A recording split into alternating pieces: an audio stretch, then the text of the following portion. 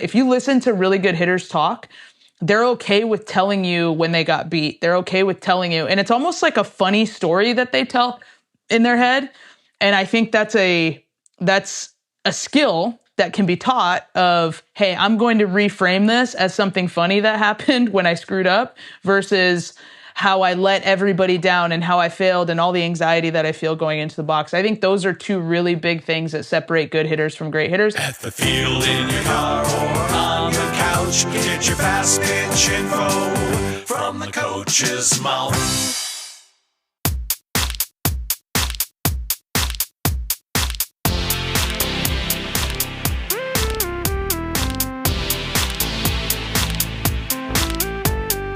Welcome to the From the Coach's Mouth podcast with your hosts, Jay Bolden and Ken Kraus.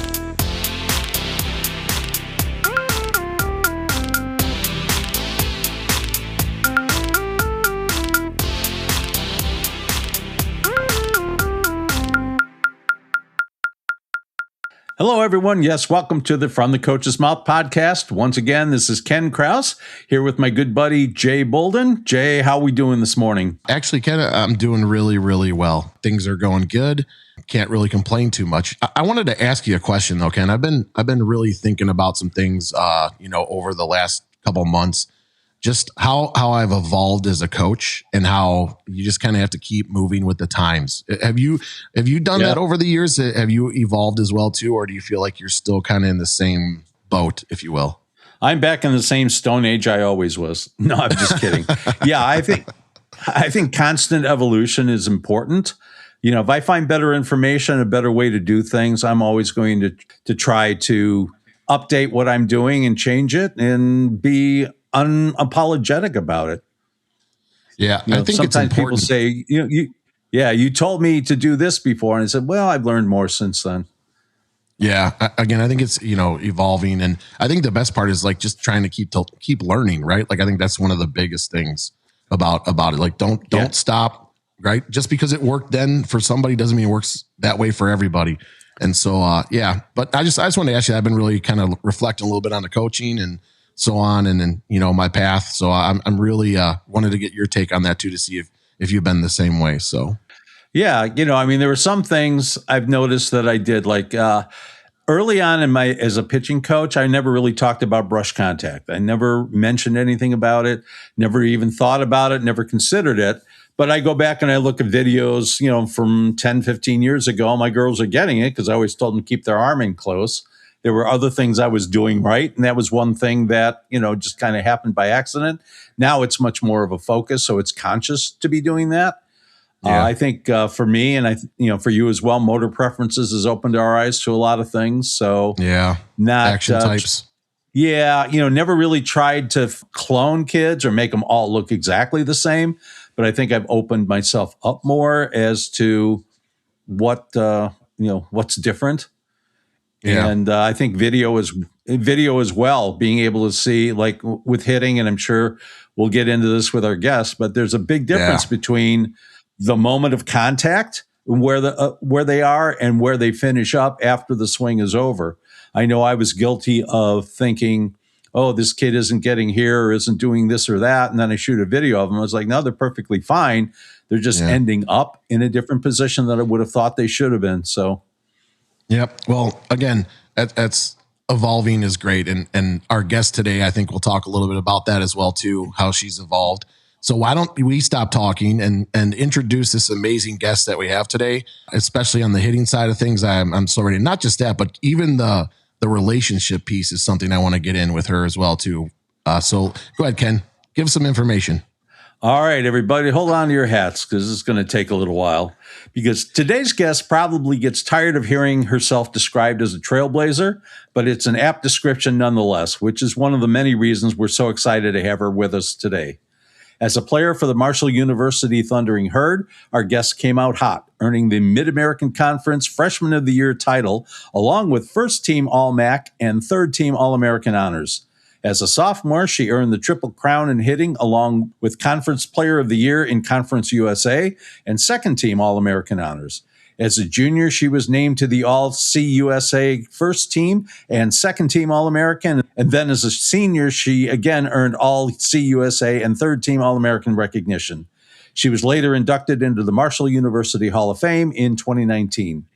After her collegiate playing career finished, she was selected 7th overall by the Chicago Bandits in the 2008 National Pro Fast Pitch League draft. It turned out to be a good choice for the Bandits, as our guest earned Rookie of the Year honors for her first year and later went on to be named the Worth Offensive Player of the Year as well as All-NPF. Around this time, she also launched her coaching career, first as a student assistant at Marshall and then with Holy Names University in California, before joining the staff at Valparaiso University in Indiana. She subsequently opened her own training facility for baseball and softball hitters using technology and data-based instruction. In 2019, her career took a monumental turn when she was hired by the Chicago Cubs as the organization's first ever female coach, taking a position as the lead hitting lab tech and rookie-level hitting coach. She was then promoted to minor league hitting coordinator before becoming the hitting coach at AA Tennessee and AAA Iowa. In November of 2025, it was announced that she was leaving the Cubs to become the hitting coach for the New York Mets AA club in Birmingham. Of course, we can only be talking about one person. Ladies and gentlemen, please welcome the amazing Rachel Folden to the From the Coach's Mouth podcast. Thank you guys Coach. for having me. I appreciate it. Welcome. Yeah, welcome. We're so happy to have you today. Thank you for taking time to talk to us two goofballs today. So we really appreciate your time today, Rachel. Of course. Thanks for having me. I'm excited. Take us back to the beginning. How did softball first become a part of your life? To be honest, it was an accident and a really happy one. I hated softball. I thought it was the dumbest sport in the world. I'm being completely honest, I played baseball first. And I thought softball was just, in my head, it was slow pitch and it was just recreational and it wasn't serious. And that was my perception of it. And so I got all the way to middle school, played basketball for one of my best friend's dads. And I was a pretty good basketball player, pretty good athlete as a kid. And he asked me to play on his softball team with his daughter. And I told him I thought softball was stupid. And he said, you know what? He's like, you're probably not very good at it anyway. And that was all I needed to hear. A master psychologist. I was like, okay, you're saying I'm not going to be good at softball. I already had this terrible image in my head of softball. So I was like, I'm in. How much does it cost? He said $80. And I said, I can't afford that. I didn't grow up with a lot of money in my family. And so he went and talked to the league. I ended up having my fees covered if I sold twice as many chocolate bars as everybody else. So I went and hustled and started playing softball on his team and immediately fell in love with fast pitch. And I think the biggest reason was everybody looked like me. I got sick and tired of being the only girl on the team. It was always a topic of conversation. It was never about my ability. It was always just about, oh, she's really good for a girl, or, oh my God, that team has a girl on it. And I hated it. So when I got to softball, I was like surrounded by women and it was amazing. And my confidence just soared and I fell in love with the sport and the rest is history. Rachel, I'm gonna jump off ship here already because you made a comment, and I've seen you post this before, which I absolutely love. If I'm not mistaken, correct me if I'm wrong, but you made, I follow you on social media, of course. I love your TikToks and the stuff you post on Twitter.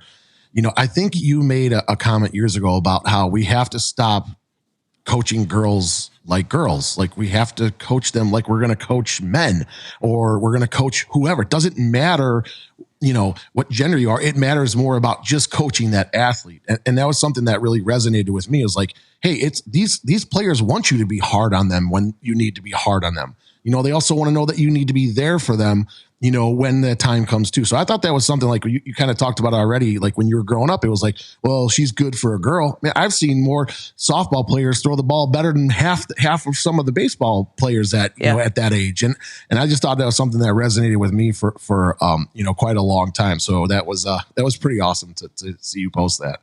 Yeah, I think competitiveness is genderless. I think that's the beauty about the ball field or the court or whatever our surfaces that we're playing on is it's very merit based. So if you can play, you can play. And that to me is the fairest representation of what it should be. So I think that's why you see a lot of some of the social justice changes happen on the field first before they bleed into society, because sports is it's a meritocracy essentially, or at least in theory it is. And I know that changes in certain places, but for the most part, if you can play and you can help our team win, we want you here and we will embrace you and we will celebrate you. And I think the more that we can understand that doesn't only help women. Obviously that helps women because that helps make them feel like they're a part of something greater, which society historically has told them that they are not. But I think it also helps the men as well in being a little bit more understanding of other people who don't necessarily look like them as well. Yep. Absolutely. Absolutely. Talking about playing, Rachel, I want to go back to your time at Marshall. That was a huge chapter for you. Like, what did that environment teach you about elite performance? Because you were just dominant when you were there. I had no idea what it meant to perform at an elite level until I got there. And I think I credit my coach, Shonda Stanton, with that quite a bit.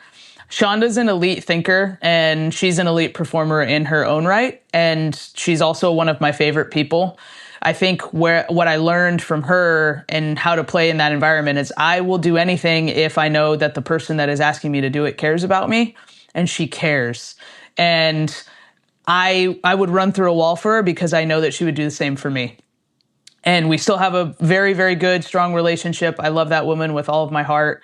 But I think her competitiveness, and she was unrelenting on what the expectation was. And this is something that I didn't realize about I could always turn it on if I was provoked. And that was always something that I was good at. Similar to my get into softball story. I could always turn it on if I was provoked.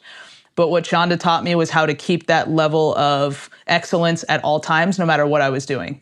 So that would mean at practice, when it was kind of a mundane, ordinary practice, elevating my level. In the classroom, off the field, with my relationships with people, she just really held herself to a standard that elevated everybody else around her. And I think that really helped me.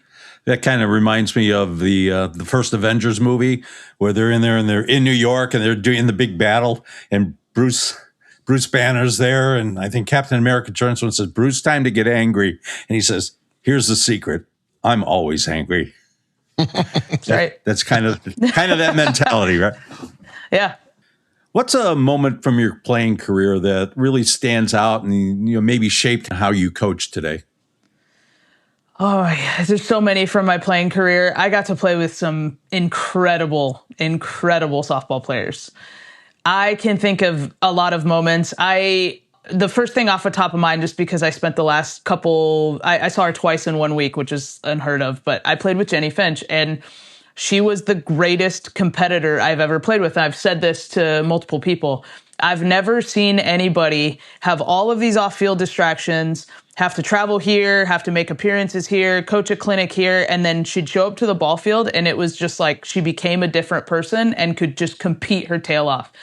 And watching her do that was so monumental in my career as a coach afterwards. We told the story this weekend and she didn't even remember it because this is just kind of the person that she is. She's just so good at everything that there's so many moments that we all hold on to.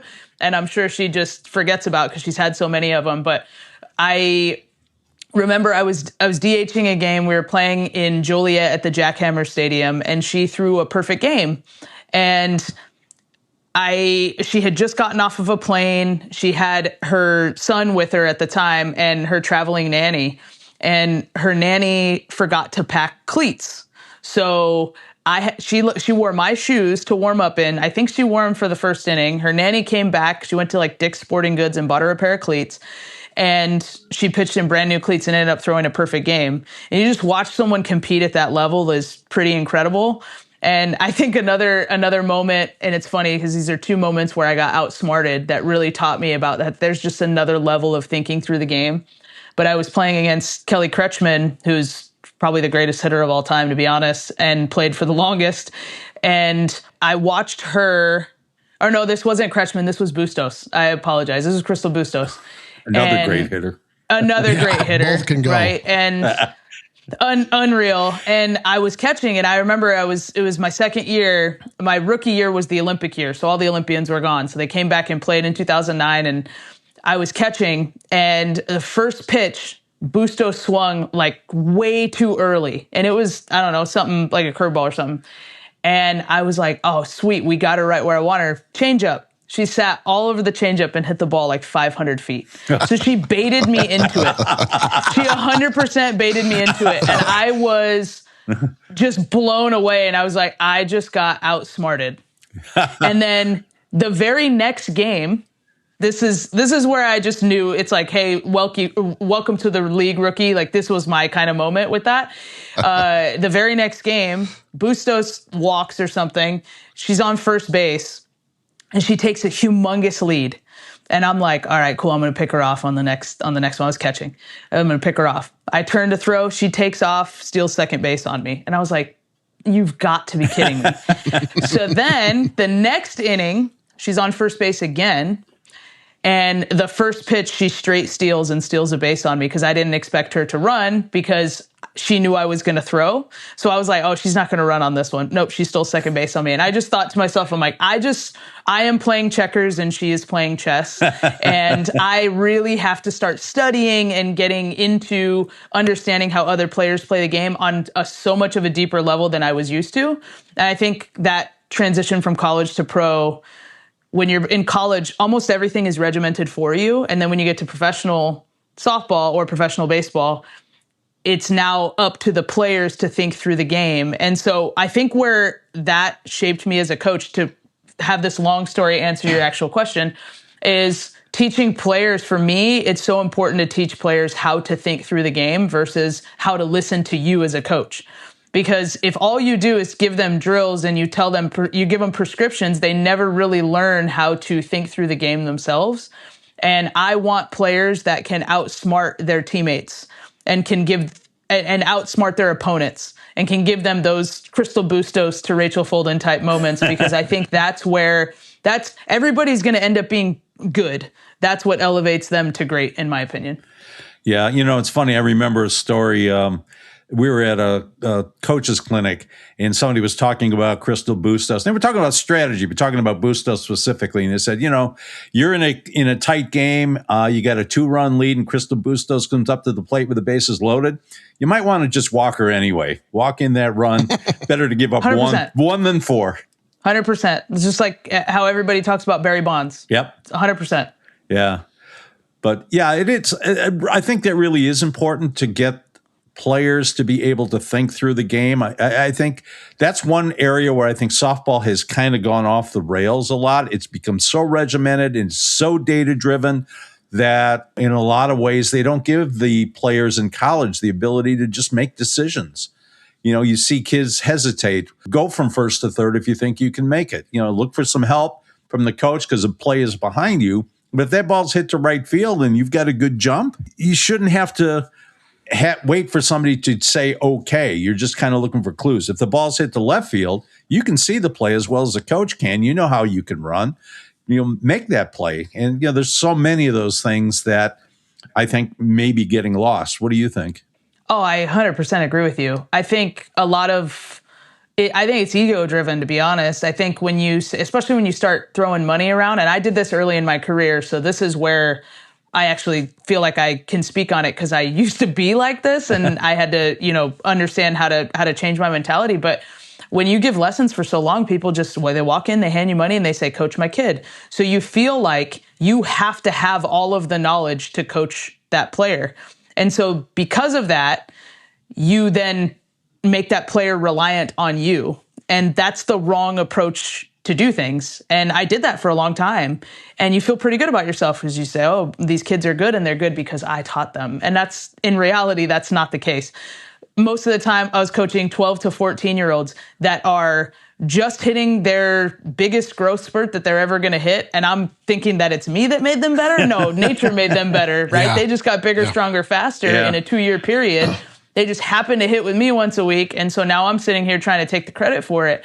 And I think what it was this 100% ego. And you move on from that and you realize that, okay, what's my goal here? My goal is to make them good in the game. Not good in the cage, but good in the game. How do I do that? There's a disconnect between what we're doing in here and what they're doing out there. And I know this because their parents are coming to me and going, why can't they hit like this in a game? Well, it's like, okay, well, I'm not creating an environment that mirrors the game. So I got to start doing that. And so you have to teach them how to work through these challenging moments, which means you got to create challenging environments for them, because I can't coach them during the game. They have other coaches for that. So for me, it was about, let's create an environment where it's hard. There's some failure involved. And now we're going to work through these things. And then also on the flip side of that, I think where most coaches get it wrong is they don't teach players how to evaluate themselves. So players are notoriously terrible self-evaluators. And they either think they're better than they are, or they either think they're far worse than they are. And you guys have both coached both of those types of players, and you understand we have to get them to where they can understand who they are as a player, which means what pitches are you good at hitting? What pitches are you not good at hitting? It's okay to admit that you're not good at hitting certain pitches.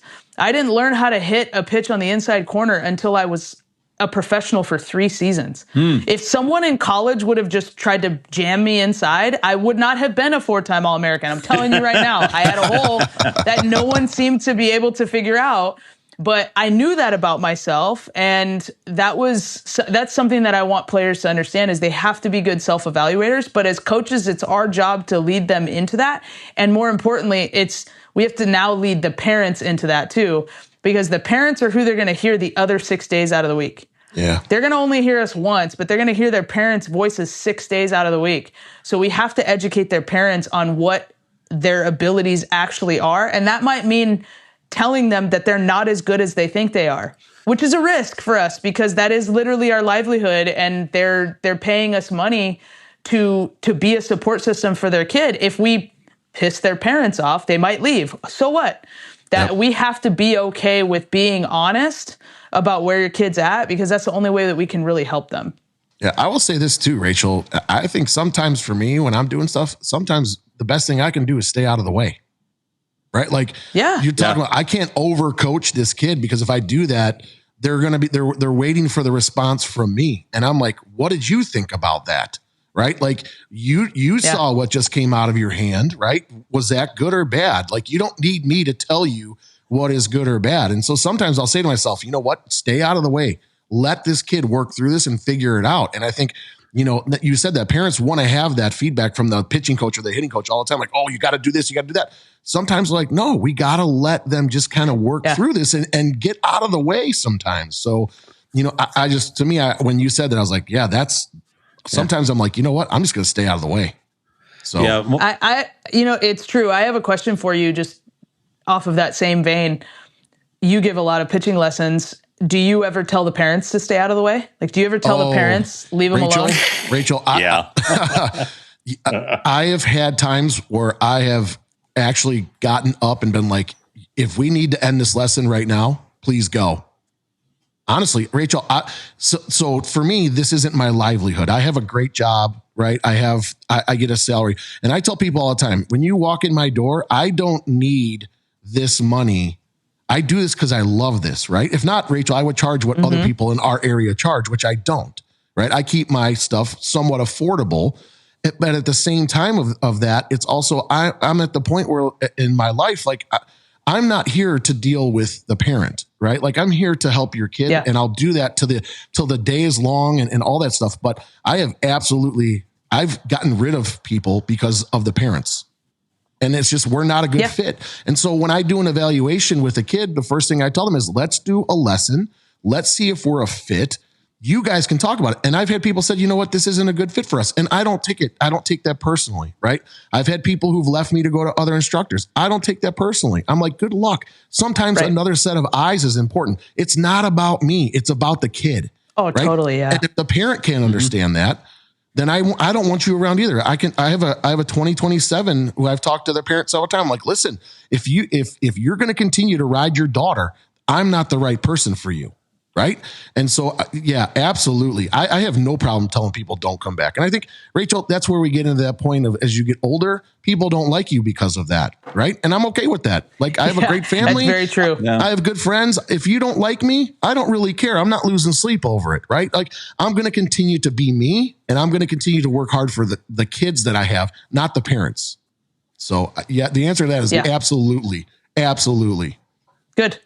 Yeah. And I would agree with that as well. And I try to explain on my nicer days, I will tell the parents to say, hey, look, you're going to be with them 6 days a week. I get a half hour with this girl.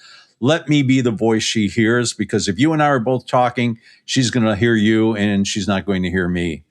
On my normal days with that, if the parent starts coaching, I just kind of go up to them and I say, hey, she doesn't need me to translate. English is my first language. I speak it very well.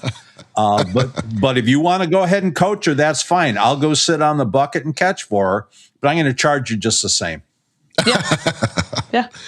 Yeah. I think I love that. I think as instructors and coaches, we have to do that. Like, it's not, like I said, it's not my livelihood. So I don't really, I tell them all the time, like, I could quit tomorrow and I'm still going to be okay. Right. Like, this is not about me. Yeah. It's just not about me. I'm trying to help your kid. You got to get out of the way of your own kid. Right. And let them work through some things too. It's super important. So I want to talk about hitting because we could talk about pitching and all that stuff all day. I don't want to do that. I want to talk about you.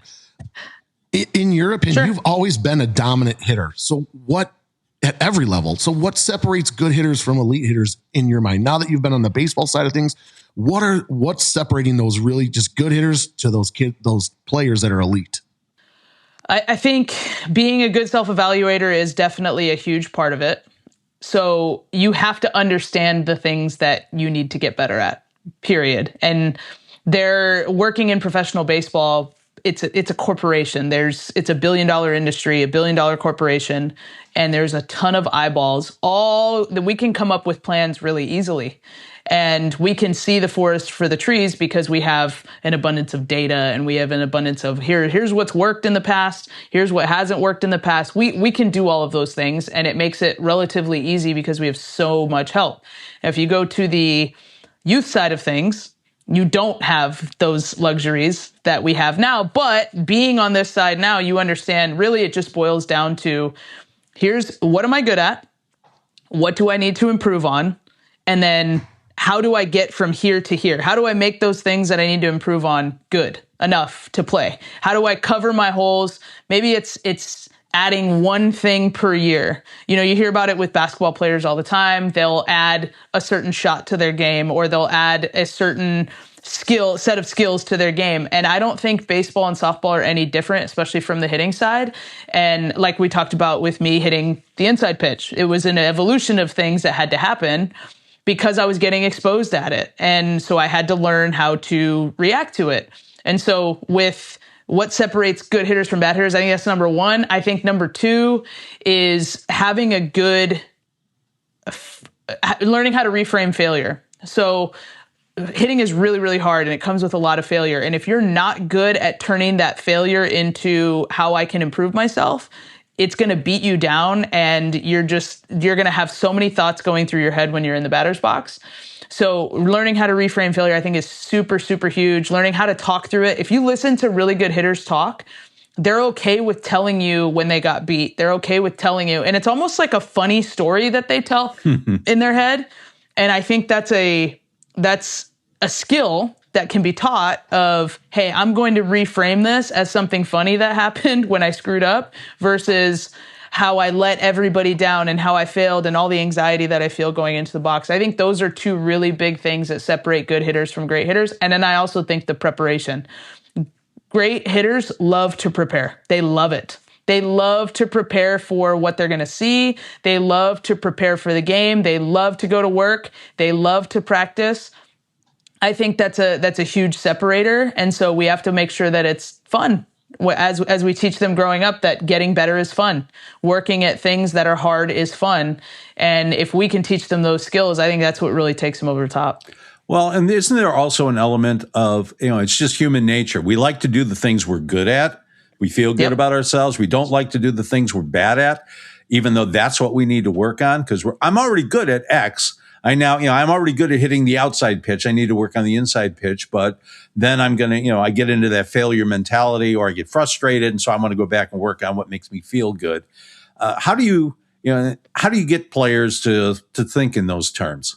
I think it's important how we speak to them as coaches. I think if we come at them with, this is what you're doing wrong, this is what we need to fix, this is fix, I don't think that teaches them how to hang on to what they're good at. That teaches them that they're broken. And I think what we can do that's way more impactful and way more valuable as a coach is to, hey, here's what you do really well. Catch them doing it right. And then capturing that moment and then having that to go back to when they're struggling and saying, hey, this is what you're really good at. I want you to keep that, but then we're going to add to that versus forget about what you're good at. Here's all the things that you're bad at and let's fix them. I don't think that's the right way to go about things. I just don't think that that's how humans think. I think you hit it on the head, Ken. We gravitate towards the things that we're already good at. And we want to hang on to those things. So if we as a coach tell them, and you see this all the time, the keyboard warriors, some other coach will post a video and then there's someone that comments all the things that's wrong with what that kid is doing. And just imagine if that was the kid reading your comment. And they think they're arguing with adults, but it's like, what if the kid reads the comment? Now you're just beating down a kid who's trying to work really hard on their craft. And I just don't think that's the right way to go about things.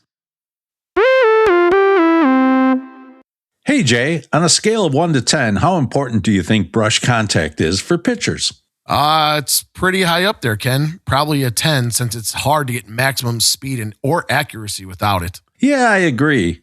But have you ever had a student who struggled to get good, light brush contact? Sure, all the time, in fact, especially when they've been taught hello elbow and are trying to throw around their hips, or they're sliding their hips out of the way doing that crazy ninja move. So what do you do when you run into that situation? Keep railing on them until they get it right? I used to do that a lot, but then I learned about a product called Pitch Squeak, Ken. Pitch Squeak? What's that? It's a cool little armband with a squeaker inside of it. Like a dog toy? Yeah, kinda. So how does it work? Well, you slip the armband onto the pitcher's forearm and you set it so the squeaker is where the brush contact should happen. Then, when the pitcher goes into release, she tries to get it to squeak, like this. If she makes it happen, she got brush. If there's no sound, she knows immediately and can make a correction. Wow, cool. So she gets immediate audible as well as tactile feedback. Oh, there you go again, showing off with those big and technical words again. But yeah, she can feel it and hear it. Does it really work? You bet it does. I use it with my students all the time, and it helps them learn how to get brush contact pretty quickly if they practice with it. Sounds neat. Where can I get one? Oh, it's easy, Ken. Just email support@pitchsqueak.com, and Jason, the inventor of it, and a Polygirl certified pitching coach himself, will ask you how many you want and send them right out. I'll do that today. Thanks, Jay. What's that address again? Oh, you bet, Ken. It's support@pitchsqueak.com. One more time for those of you who are listening, support@pitchsqueak.com. And don't forget to mention in the email that you heard about it right here on From the Coach's Mouth podcast, and you'll receive 10% off. Catch them doing good is an important element. I sometimes forget about that. I get so caught up in trying to fix things, but I do try to do that. Although there is a funny element to that too, is that sometimes I'll tell the kid, "Hey, I really like the way you did that looked really good." And then, the next one, is just the next rep is awful. And I go, "See, that's what I get for saying something nice to you. You're just not used to it. I've got to be mean." So, Rachel, I want to ask you, so how did your understanding of hitting evolve from college to professional softball? And then how has it evolved or changed over the last few years now that you've been in the, with the big leagues, in the big leagues? Oh, good question. From when let's say college to professional, we'll start there. I think when I was in college, I could out-athlete the level to a certain extent. So I could hit, even though I knew I wasn't good at hitting an inside pitch, if someone didn't throw hard and threw it in there, I could handle it, right? Or if something like that. When I got to professional softball, you face, especially there were 6 teams when I started, and then it got whittled down to 4 teams. So you just face the same pitchers over and over and over again, right? And they're all aces and they're all incredible. They're all Olympians. And you're like, great, I have to face Monica Abbott 2 times in 4 days. That's great. But they had information because they had history. You know, when you're in college, I might play a school once in my 4 years, but in professional softball, you're facing the same pitcher twice in a month or 4 times in a month. And they have history against you. They know what you're good at. They know what you're not. And so I think where it got really granular was when I got to that level of understanding how someone was going to try to attack me and how I was going to try to attack them and which one was going to win that day. Because there were pitchers that were just flat out better than me if they hit their spots.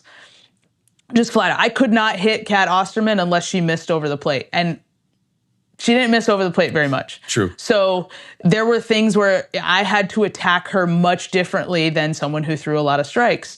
Or threw a lot of, they missed a lot over the heart of the plate, I should say, because Kat threw a lot of strikes. But those types of things, sometimes I would have to go into a game and change my approach of, hey, I'm going to wait 3 at-bats for 1 pitch.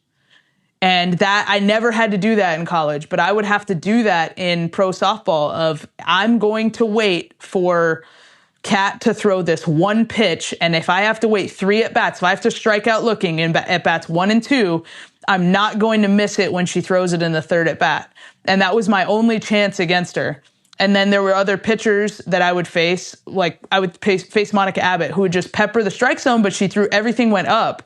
So for her, it was like, I'm going to swing really early in the count. I'm going to be early with my timing, and I'm going to just try to swing and miss over the ball. And so it was just a very different approach. So I think what pro softball taught me was how I had to change my approach based on who was pitching. And so now you take that into how I coach, and I think when I coach youth hitters, a lot of it is mechanical based. Like you got to get the path into a spot where it's going to play against various different pitches and locations. But I understand now, like, especially with youth kids, the importance of being on time. I think I spent a lot of time with mechanics, and I spend a lot more time on timing now. And I think good hitters have really good timing, and they understand the concept of time and the concept of space between them and the softball or them and the baseball. And that has really taken me into where I'm at as a professional coach, which is I know how to prepare now, and I know how to prepare versus who's pitching. I know how to set the training environment based on what that pitcher is featuring that day. Because in baseball, the amount of shapes that you see is just insane. Arm angles are different. It's just there's just a lot more variables to account for. But also have this concept of how to be on time when a pitcher is trying to upset your timing. I think all of those things have kind of just led me to where I'm at. And it's funny because right when I feel like I have everything together, pitching changes and they introduce something new. And now we have to account for that because as hitters, we're reactionary, not while the pitcher is being very proactive. So it keeps changing. The needle keeps moving. The goalpost keeps moving, and we just keep chasing it as hitters. And sometimes we get really close to it and hitting gets fun. And then sometimes we feel like the distance between where pitchers are at and where we're at is from here to the moon. Yeah. And what about adjustability at the plate? I mean, you're kind of, when you're looking at mechanics, to say, if we get mechanics that allow you to be a little more adjustable as the pitch comes in, you can, if you've seen something that's different or something you weren't expecting, or even just kind of, as you're coming in, oh, the pitcher missed what she was trying to do or he was trying to do. If I can be in a position where I can adjust to it versus I'm just committed to the swing path I'm on, does that help as well? Yeah, I think being balanced and athletic helps with that. I think we can always make a better adjustment when we're in a position of balance and we're being athletic with our swing. And I also think if your path is good and you're in the zone for a really long time, that buys you a bigger timing window. So those two things are very, very important. I completely agree with you. And I also just think reps. And I think what a lot of coaches, especially at the youth level, miss is it's just front toss at a constant speed. And then you'll see this as you go into games. There's usually a bell curve of speed where hitters just rake. And then if it gets faster than that or it gets slower than that, they struggle mightily. And I think it's just because of the reps that they see constantly. Like, reaction time is always in that same bell curve as what the most common pitch speed is, which is fine.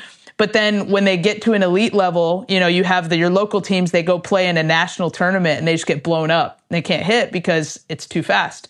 Or you have a team that maybe stays home and plays local for the weekend and they get shut out because the pitching was too slow.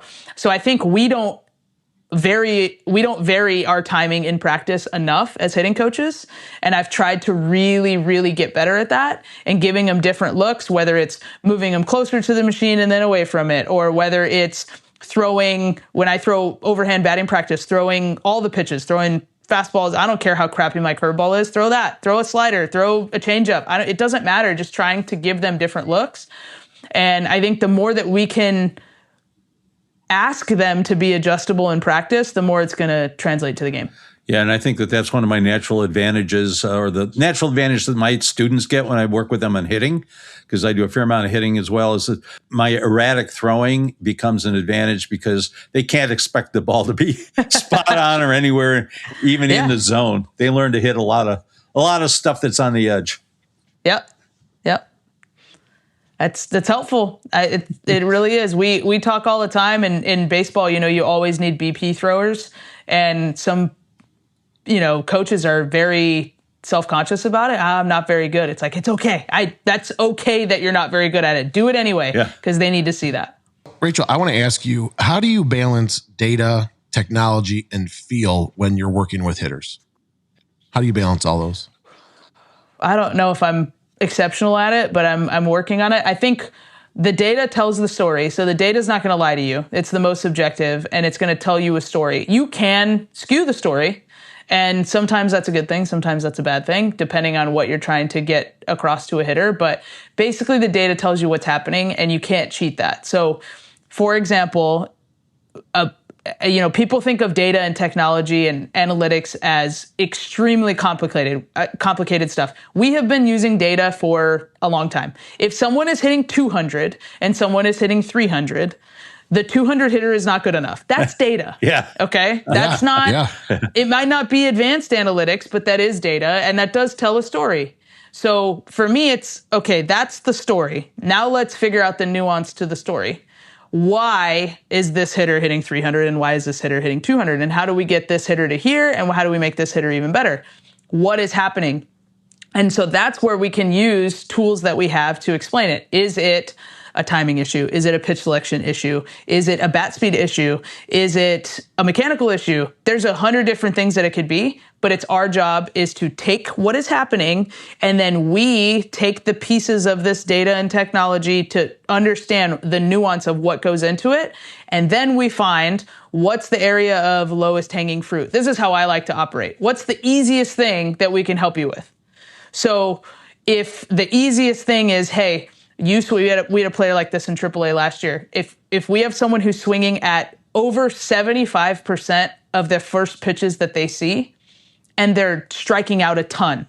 Okay, the lowest hanging fruit is maybe don't swing at every single first pitch that you see. Let's just try to not do that, because now the whole league knows you swing at 75% plus of your first pitches. So just take the first pitch and let's see if you can get into a favorable count. And let's see if that brings the strikeout rate down. So let's just start with that. That has nothing to do with mechanics. That's easy. That's lowest hanging fruit, right? Or let's say someone is not getting a ton of power in their swing because they just don't have enough bat speed. Okay, well, then let's work on that. And that's lowest hanging fruit. So to me, that's how I like to approach it, is let's take all these complicated things, let's work backwards into a very digestible piece of what is important right now that we can help you with. And if that's what we can do as a coach, let's start there. If that improves and this doesn't improve, well, then we just spun our wheels and let's try something else. But at least we tried something. Yeah, it's funny with the first pitch strike, it just reminds me of the Ted Williams story where he was notorious for not swinging at the first pitch. And so he was facing a pitcher and he figured, well, I'm going to get ahead of Ted early. Ted says he doesn't swing at him. So he goes and he throws a ball pretty much down the middle and Williams jacks it for a home run. And the pitcher's, yelling at him. He says, hey, you said you never swing at the first pitch. He said, no, I didn't. I said, I rarely swing at the first pitch. This is full circle. You just reminded me, Ken, of my Kelly Kretschman story. And I remember this is she would take the first pitch of the game and she would do it for we play a 4-game series. She'd do this for the game 1 and game 2. Every first pitch she would take. And then you'd get to game 3 and you'd be like, all right, Kretschman's going to take the first pitch. And I wouldn't even move. I wouldn't even set up differently. Whack, homer. And you're just like, gosh, you just baited me into that. And you just realize that there are just players that are just smarter than everybody else. And it's so funny that you say that because I remember being on the other end and being like, damn it. Yeah. I completely fell for that. When you're talking about, like the 200 hitter or, let's say the youth hitter who's not even hitting their weight, they were a good hitter and all of a sudden they hit, the S word and, they're in that slump. And what do you do to try to get them out of it? Because a lot of times it's mental more than physical, but yeah. How do you approach that when you're working with hitters, even at the professional level? I mean, it's probably a little bit different. Usually where I try to start is I will pull up video of when they were really good. Let's start there and let's start to see, okay, why? And then I talk to them. What were you feeling in this moment? Why did you feel you were locked in this moment? You were unconscious you could hit. So what was it? What was different here than here? And typically they will come to the conclusion of what it is. If you create an environment where you're not going to judge them for what they say. And I think that's where a lot of coaches fail is they want the player to say something specific because they want to force their narrative on the player. It's like, no, let the player fill in the gaps and then let's try to help you. And so most of the time I'll just show them video and be like, this is what you look like when you were good. And I might have something in mind that I think, but I want to find out what it is from them first and see if they come up with an answer that I hadn't even thought of, or maybe they come to the same conclusion as me. That's first where I start. The second thing is typically when people really slump hard, their timing's off. And it could be for a variety of reasons. It could be because this is game 70 of a 140 game season and they're just exhausted, right? They haven't had a break. It could be they went straight from fall into the winter and they played some indoor tournaments and they haven't really had a break. And now they're back in high school season and it's just never ending. It could be just that long season, mental fatigue. It could be that the level went up, but I usually try to bring them back to this. Look at when you're getting started. Look at when your move is getting started and how much it's usually later, how much later it is now versus when you were really, really good and you felt like you had all the time in the world. Because a hitter that feels like they have time is a hitter that feels very confident because they feel like the ball it's a beach ball. You hear hitters talk about those moments where they're in it and everything looks like a beach ball. And I used to tell my dad this, I feel like right now everybody's throwing me right down the middle.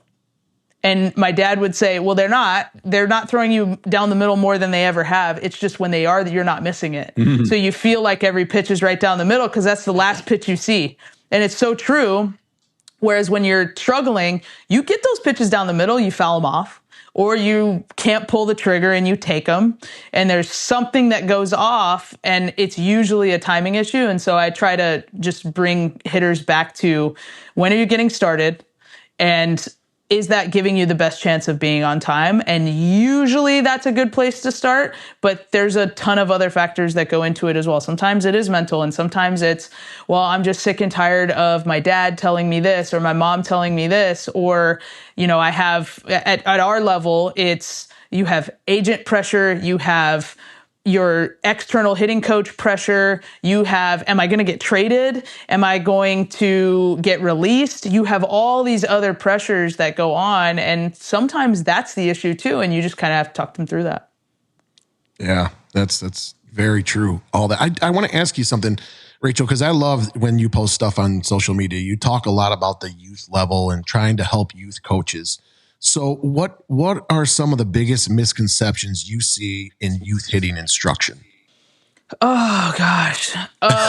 First Sorry. one, and I'm so guilty of this. No, I will say, I mean, I've been a youth coach for a long time, so I'm not speaking to people, I'm speaking with people because I have done all of these things. Number one, giving freaking feedback after every rep.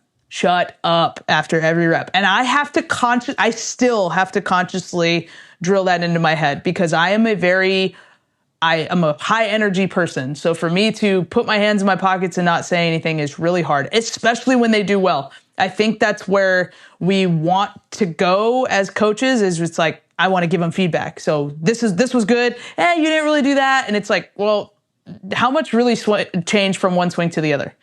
Probably not very much. So just shut up and give them a few reps and then ask them how they feel. Another thing is I don't think coaches use video feedback enough. And I think we tell them what we see with our eyes.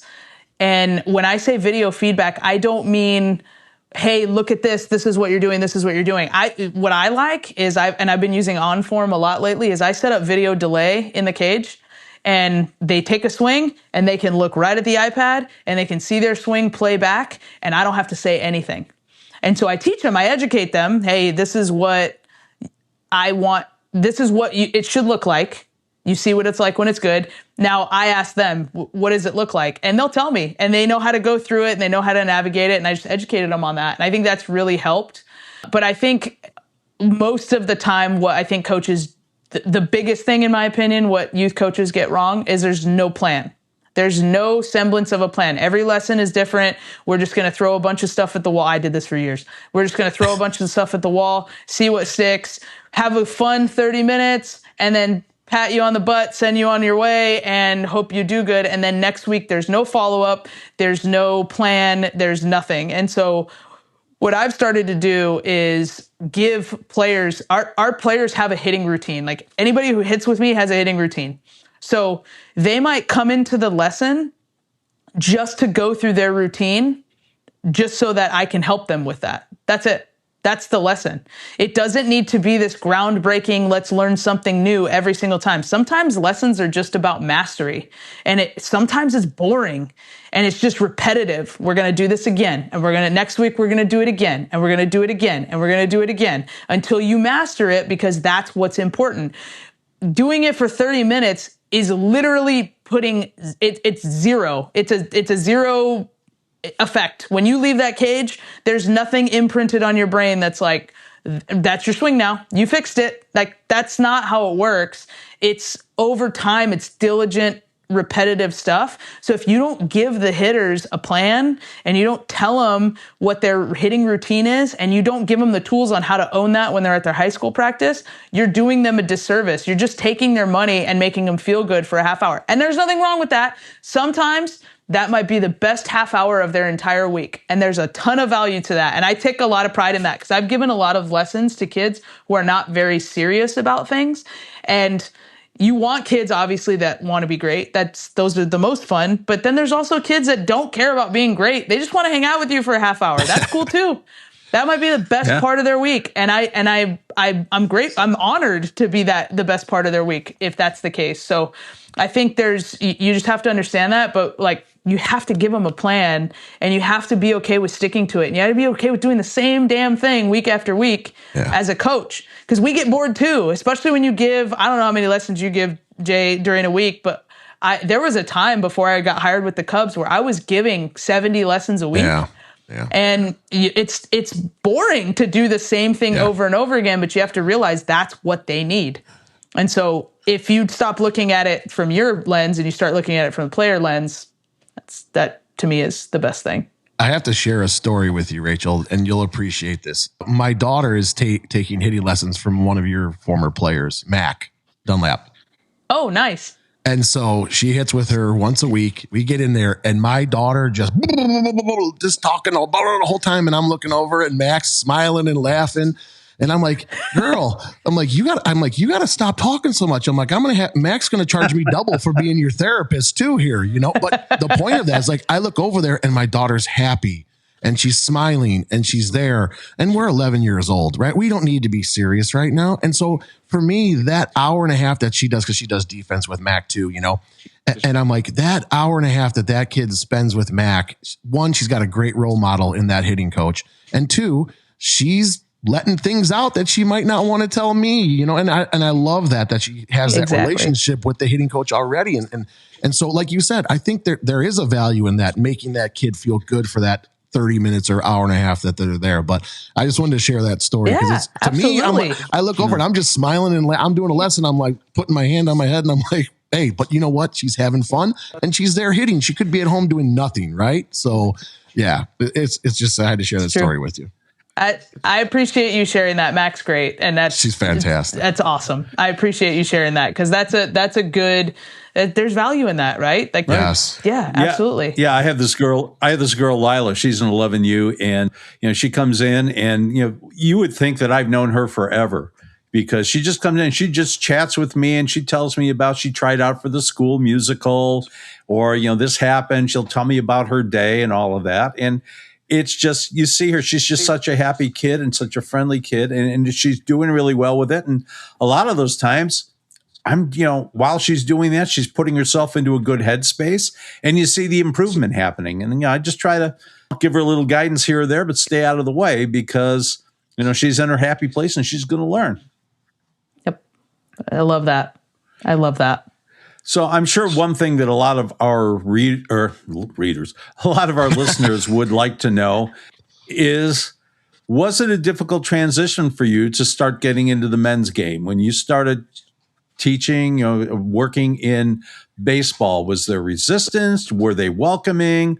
How did you handle whatever was going on? And obviously you've established yourself now, and I think that it's probably less of a problem, if it was ever a problem. But, how did all of that go? I mean, it definitely was a learning curve for sure, and for a variety of reasons. To answer your question about were they welcoming, yes. To be honest, the players have been the most welcoming. I think that's always the concern with people, is how are the players going to respond? The players don't care. Yeah. The players just want to know if you can help them. Yeah. That's it. If I can get to the show, if you can get me to the show. That's it. Exactly. 100%. You can be an elephant. You can help me get to the show.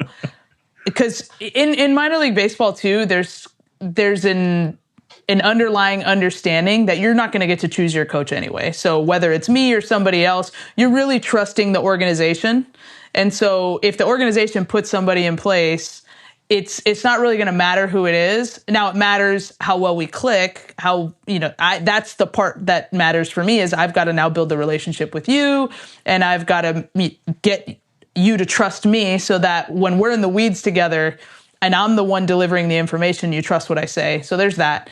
I think the initial shock in the building was just, I think it's twofold. Number one, the obvious, am I a woman? Yes. So I think there was a little bit of hesitation on how somebody could speak around me, or if they could speak freely around me. Was I going to be overly emotional? Was I going, just those types of things. I've actually had people curse in meetings and then turn to me and apologize for cursing in front of me. And it's like, you wouldn't do that to anybody else.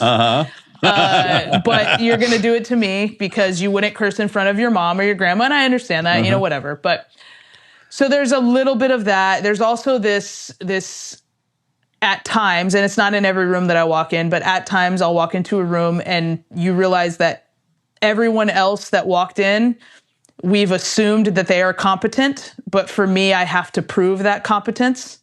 And that's okay. I understand that. And that's the responsibility that I take on. And that's also something that I think every young coach has to deal with. So even whether I'm a young male coach just getting into baseball or I'm a female coach just getting into baseball, I do think that that's kind of the same experience. It's just once you're a little bit older as a male and you walk into other rooms, now your competence is assumed, where every new room I walk into, I kind of have to break down a wall from somebody. And it doesn't have, it's less than it was when I got into baseball, because I've been in baseball for 6 years now, but it's still there. And you hear it in just little tiny little micro things. For example, I will hear from everybody, wow, you throw really good BP. And that's an identifier that has followed me. Now, are there males that I work with where that also follows them? Yes. But you hear about it a lot less. It's typically, this is Rachel, she's going to be our hitting coach, blah, blah, blah. And she also throws the best BP you've ever seen. And it's like, okay. So there's almost like an undertone of she throws really good BP, and you wouldn't expect that because she's a woman, but she throws really good BP. And I understand, and that's fine. And also, I do throw really good BP. So yeah, go ahead and say that, and that's cool. And now everyone will feel comfortable when I throw to them. That's fine. Yeah. But there's just these little things that you understand that if you could let them get to you, they'll get to you. But otherwise, it's like, I don't really care. I just want to be able to do my job. I am afforded to do my job. I have been hired. I'm under contract to do my job. So as long as I am allowed to be in this space and do what I love to do, whatever comes with it, you could give me a closet to change in and I would be okay with it. So there are little things that are probably a little bit tougher for me than they are for my male coworkers, but not anything that I've experienced, and I've been very fortunate. The Cubs were very good to me, and the Mets have been very good to me in the short time that I've spent working with them so far, where I felt like my concerns were heard. I felt valued to the organization. I felt like they were really trying to actively make it a better environment for women too. And I really respect that. And so I've had a very positive baseball experience. I wish my experience for every other woman that works in baseball too. So I'm not trying to complain or anything. I'm just being honest with you guys. There are these things that do happen, but from the players, not really. I think transition wise, as a hitting coach, there's a lot more variables to account for as a hitting coach in baseball than there are in softball. In softball, pretty much every ball comes out of the same slot.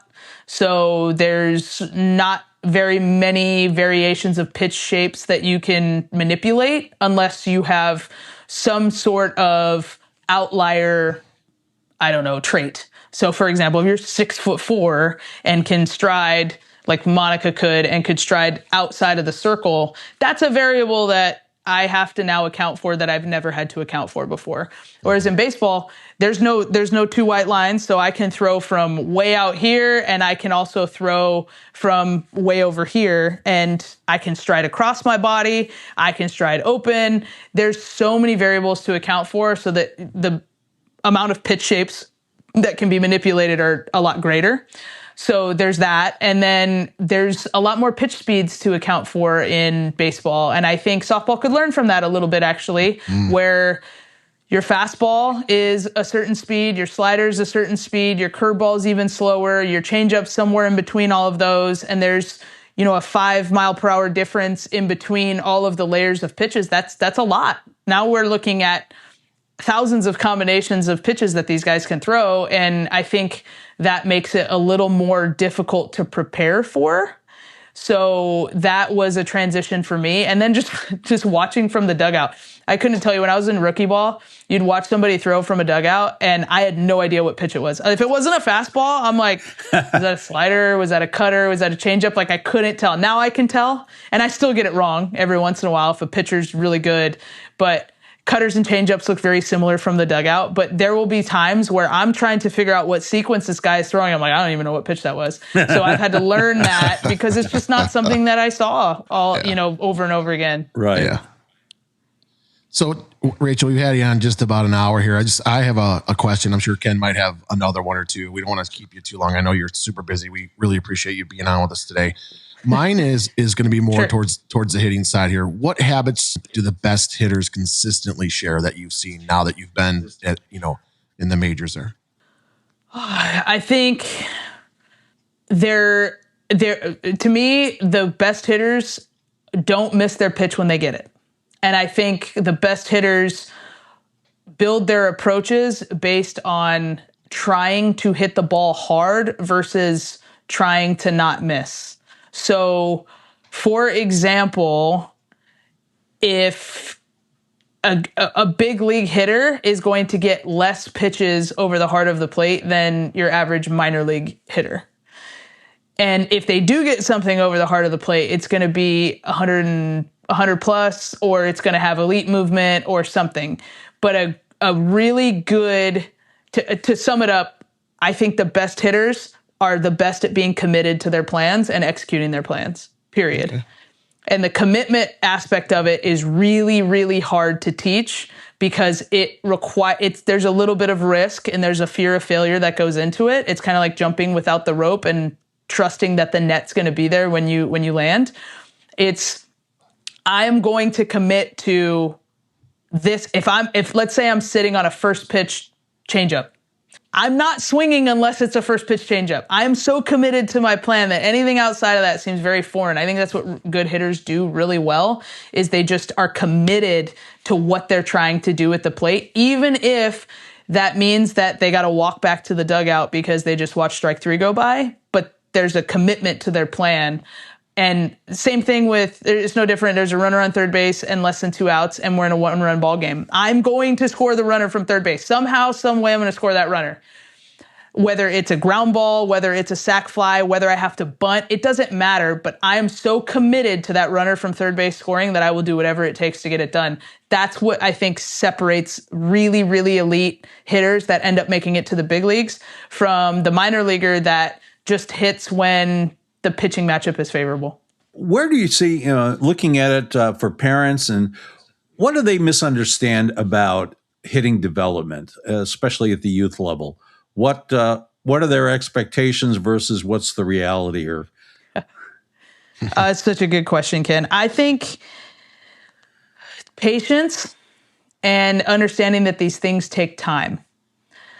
It used to be in baseball that you couldn't get to the big leagues, or very rarely you got to the big leagues before you got 2,500 minor league at-bats. So, let's say 2,000 minor league at-bats, which is you get about 500 to 600 at-bats a season. So that's at least 4 seasons in the minor leagues. That used to be the standard of that. And because of that, the gap between the big leagues and the minor leagues wasn't super huge. Well, now we're in an era where everybody gets rushed to the big leagues a little bit because it's more cost effective to get your younger players to the big leagues before you have to pay them. And there's a whole, asset value, and there's a whole other part of the game that thankfully I don't ever have to deal with. But the gap between the big leagues and the minor leagues keeps getting bigger and bigger. I think part of the reason is that. And so when it comes to what's the lesson to learn to youth players is that these things take time and you need at-bats to get better. What I think people do is they think that the amount of training reps that you get and lessons and hitting classes that you take, and I want to go play on the best team, even though I'm not getting playing time, you have to get at bats to get better. There's no shortcut to that. So I wish parents would understand how long it actually takes, and never be fooled by what your kid does in 10U and 12U. And the reason I say that is the height differences, the strength differences, because everybody goes through puberty at different times, is so different that you can really be fooled just because your kid is the biggest and strongest on the team. Oh, yeah. And you can really be fooled by your kid is the smallest on the team and it looks like they're not very good. Well, give them a minute, put them on a team where they're going to get a lot of playing time so they can get the reps in. Game reps you cannot replicate game reps. You can't replicate it. You can get close, and good coaches get really close a lot of the time, but you cannot fully replicate game reps. So don't rush that process. Give them a place where they can play a lot. Keep it fun for them so that they want to keep playing, and then you're going to see it. I live with a teenager right now who is a junior in high school, and she's good now and getting recruited, and she just went on a college visit this past weekend, and she was not by any stretch of the imagination her team's best player up until she's probably still not her team's best player, but she's blossomed into a really good player. But she was probably, and her dad coached the team for a long time, and her grandfather coached the team for a long time, and she was still the 10th, 11th, and 12th player on the team. But she loved it. They kept her working at it. She got her reps. She got her her at bats, and slowly but surely she bloomed into a really good player who's now good enough to play in college. But had she not gotten enough at bats, she would have hated it. She probably would have quit, and she probably wouldn't have understood how to develop.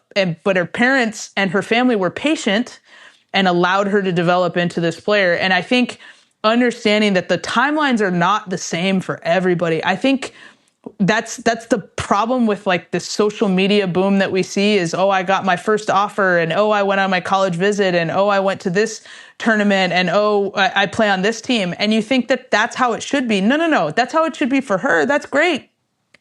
Good for you. But that doesn't have to be your journey. There's 100 ways to get there. And I wish parents just understood that they don't have to be at the same timeline as the kids who develop quicker. God bless the kids that develop quicker, but if you don't, there's another way to do it. You just have to be diligent about the work.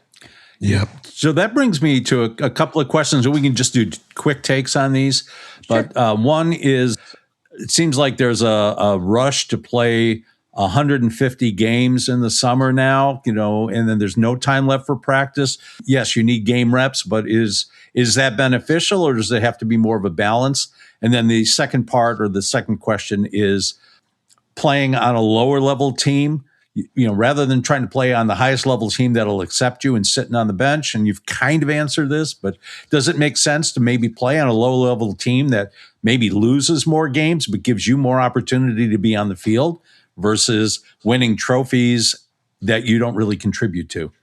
And you can see my bias in that question. Yeah, I do think there's both. There's funny, Ken. There's both ends of that spectrum too, because I also do think that there's teams out there that don't play. They just roll over and win a bunch of trophies, and then they don't play at the level of competition that would actually challenge them too. I do think there's a lot of that too. True. And then there's, I'm going to go play and ride the coattails of this team in their name, even though I'm the 12th player and I only play on Fridays and Saturdays, but never on Sundays. Yeah. Just because I want the name on my jersey. I don't think either of those are good approaches, to be honest. And to answer the first part of your question, Ken, should there be more practice reps? Yes, I do think that kids should train more. I think the kids should spend a hell of a lot more time in the weight room than they do, to be honest. I think they should spend more time there. I think the tournament schedule has gotten frankly ridiculous. I come from a family where we didn't have a lot of money. So to ask us to play and travel on a Wednesday to play in a tournament that starts on Thursday, even though it's in the summer, who's going to take me? My mom can't take off Wednesday, Thursday, and Friday off of work. Like, it just can't happen. So who's going to take me now? And then now when I go, I got to pay for my own hotel room because there's a certain number of hotel rooms that you have to have. And you've just priced out a lot of these good players. Yeah. So I think that if we could take the tournament schedule and make it shorter and add more training reps, I do think that that would be incredibly beneficial. To be honest, I think the best way to do it is just more 7-inning games. Yeah. The hour 20 is like, okay, so now I played 7 games this weekend, but every game was 4 innings versus, okay, so that's 28 innings. What if I played 4 7-inning games and now I got the whole, now I'm actually preparing for the rhythm of a full softball game. I don't understand when we started to get away from 7-inning games except on Championship Sunday. To me, that's a terrible way to do things. But I understand it.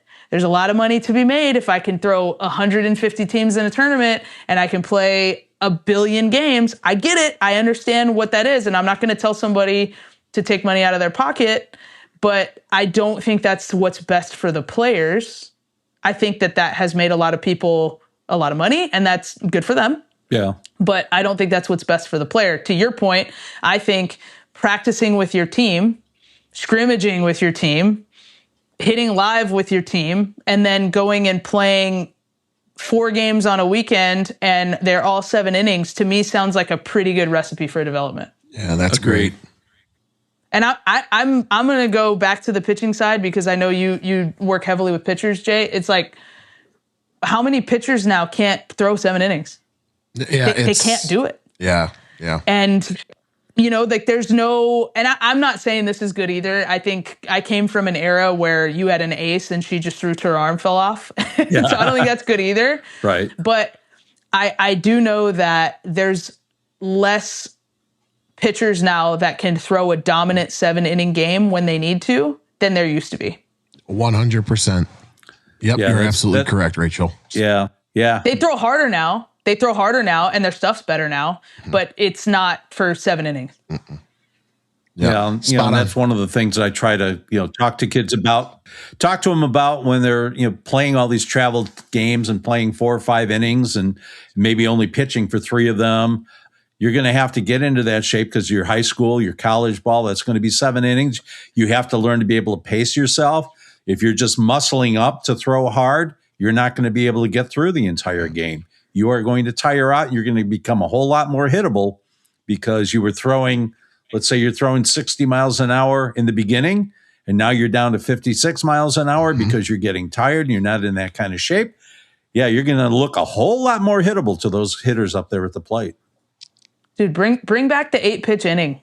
Bring back that. I like that stuff. Yeah. That's way more efficient, way more economic. That's how you get through your full 7 innings without throwing your arm off. It's like, we've got to be able to teach those skills too. Amen. For sure. Awesome. Well, thank you again today, Rachel, for spending time with us. Again, hopefully people that are listening took there's so many great takeaways from today having you on here. So I can't thank you enough for being on here, sharing your stories with Ken and I and the people that listen to our podcast. So thank you so much, Rachel. We wish you the best. Go kill it out there in New York and do your thing. Appreciate it. Thank you guys. And thanks for providing some insight and letting me pick your brain a little bit as well. Appreciate it. Anytime. Well, I don't know if there was much to pick there, but more than willing to share it. Thanks, Rachel. Thank you. All right. Well, that's it for us this week. Thanks to all of you for listening and the kind words you've been sharing with us. If you like what you're hearing, please remember to give us a like, leave a comment, and share this podcast on your social media channels. Make sure you never miss an episode by following us on your favorite podcast platform. If you're so inclined, you can also leave us a great review on Apple Podcasts to help more people find us. On behalf of the From the Coach's Mouth podcast, have a great rest of your week and weekend.